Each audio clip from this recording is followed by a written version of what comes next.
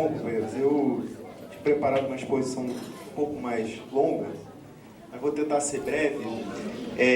Queria saudar os aniversariantes em Verde e Grama, saudar também o 4º seminário de luta contra o neoliberalismo e dizer mais uma vez, nesses últimos momentos do seminário, a importância da Continental Bolivariana no avanço da integração latino-americana e na luta pelo socialismo. Bom, eu fui tirado aqui para falar sobre população carcerária, um tema que eu acho que nós precisamos acumular mais dentro da esquerda e que hoje é tratado pela direita de maneira oportunista e eleitoreira. Isso se torna muitas vezes uma trincheira eleitoral da direita e, como nós sabemos, o resultado da situação, do tratamento que a direita dá para a criminalidade e para as questões que estão relacionadas à violência e à criminalidade é o extermínio nas nossas comunidades e é uma política de encarceramento em massa. O neoliberalismo, companheiros, traz para nós uma grande expansão do encarceramento, uma grande expansão das prisões.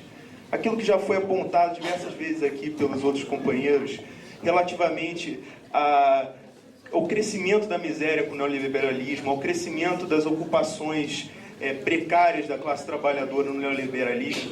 Se nós pegarmos os dados, por exemplo, do Brasil, atualmente, uma taxa de desemprego que só fez subir nos governos neoliberais que se seguiram até hoje, né? E uma taxa de mais de 40% da população que se dedica a atividades informais e, dentro disso, a terceirização, o emprego precário e todas essas formas de superexploração do trabalho que vêm com o neoliberalismo.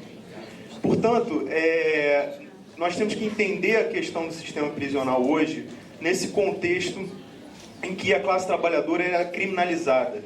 E ela é criminalizada não só do ponto de vista político, que sempre foi uma estratégia muito poderosa da burguesia contra o ascenso do movimento revolucionário, e nós temos ainda hoje uma quantidade muito grande de prisões políticas, né? E nós sabemos que a democracia burguesa, na verdade, é uma ditadura do capital, e nós temos que ter essa clareza, e essa clareza se expressa pela visão que nós temos que ter do sistema prisional, e também a criminalização da própria pobreza, ou seja, uma coisa que os capitalistas, durante algum tempo, tiveram um certo receio de tocar, porque se criou aquilo que se chamou o estado de bem-estar social, mas que no neoliberalismo volta com toda a força, ou seja, a pobreza volta a ser um crime, né?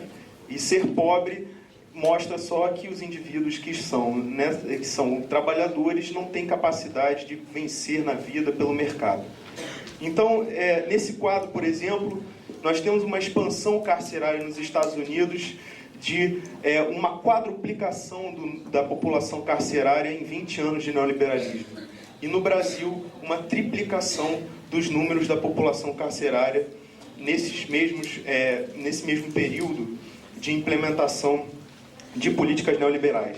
Isso significa que hoje no Brasil nós temos cerca de 400 mil homens e mulheres no sistema prisional, na sua maioria jovens, entre 18 e 30 anos, jovens oriundos da classe trabalhadora e que encontram na cadeia as piores condições que se pode imaginar, as piores e mais degradantes condições, e, por outro lado, encontram também a organização que cresce cada vez mais, que é a organização do capital, dito o capital ilegal, mas que nós temos que ter clareza, né, de que o capital ilegal ou o crime organizado não é nada mais do que uma outra expressão do capital, talvez uma expressão não ainda formalizada do capital, mas que com certeza está contribuindo para a extração de valor dos trabalhadores, né? Contribuindo para a exploração brutal da juventude trabalhadora, uma vez que coloca os jovens trabalhadores numa situação de conflito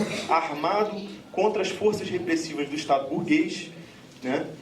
E, por esse motivo, a cadeia se torna não só um meio de perpetuar a criminalização da pobreza, como um meio de organizar esse capital ilegal que é o crime organizado. A cadeia, na verdade, ela faz com que o crime organizado tenha uma forma de se estruturar materialmente, e nós sabemos aqui que isso de fato acontece, apesar de toda a grita da imprensa burguesa e de alguns políticos burgueses em dizer que não pode ter celular na cadeia.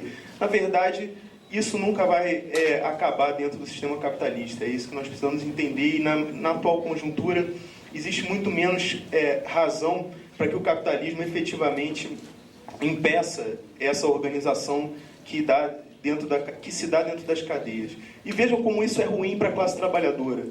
Dentro das cadeias, você consegue criar uma reprodução da situação de criminalidade que impede que aquela quantidade de pessoas que estão ali por motivos eventuais, por motivos de necessidade, e que efetivamente constitui a maioria imensa daqueles que estão encarcerados.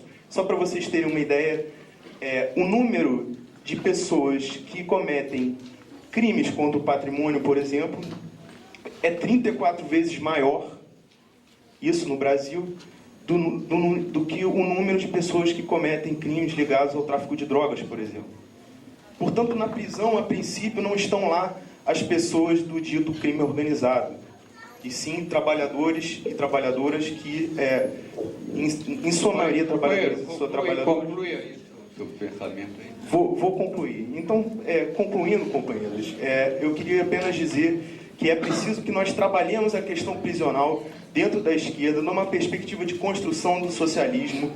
Apenas a organização dos trabalhadores pode barrar tanto o Estado burguês quanto a organização do narcotráfico, essa organização que coopta os jovens da classe trabalhadora para a sua própria exploração dentro de uma máquina suicida, né? E eu acho que nós temos que trabalhar esse tema com muito mais seriedade, e na América Latina isso é muito intenso, e entender que neoliberalismo e a expansão carcerária são dois fenômenos que caminham paralelos à medida que aumenta a miséria, aumenta a pobreza, e a burguesia quer controlar de qualquer maneira essa situação, quer controlar o ascenso dos trabalhadores e a rebelião dos trabalhadores. É isso.